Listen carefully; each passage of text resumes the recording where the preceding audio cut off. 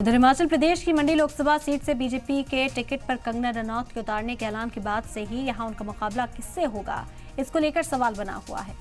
कांग्रेस में अभी उम्मीदवारों के नाम को लेकर मंथन जारी है, लेकिन अब खबर ये आ रही है कि इस हाई प्रोफाइल सीट से कांग्रेस विक्रमादित्य सिंह को अपने उम्मीदवार के तौर पर उतार सकती है। हिमाचल कांग्रेस सदर प्रतिभा सिंह और कैबिनेट वजीर विक्रमादित्य सिंह ने दिल्ली में सोनिया गांधी से मुलाकात की। दिल्ली हाईकमान के साथ हुई बैठक के बाद विक्रमादित्य सिंह को मंडी पार्लिमानी हलके से कांग्रेस उम्मीदवार बनाए जाने की चर्चा जोर पकड़ रही है।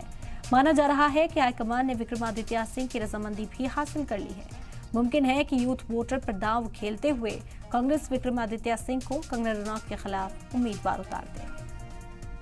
तो मंडी में कंगना वर्सेस विक्रमादित्य सिंह क्या हो सकता है? सोनिया गांधी से विक्रमादित्य सिंह की मुलाकात हुई। हिमाचल सरकार के सबसे नौजवान वजीर हैं। कांग्रेस के सर्वे में विक्रमादित्य की हिमायत की है। कंगना को कड़ी टक्कर भी दे सकते हैं विक्रमादित्य सिंह और जल्द ही इसका ऑफिशियल ऐलान भी किया जा सकता है। प्रतिभा सिंह ने इससे पहले मंडी से चुनाव लड़ने से इनकार किया था और उसके बाद से कयास लगाए जा रहे हैं कि विक्रमादित्य सिंह पर पार्टी दांव लगा सकती है।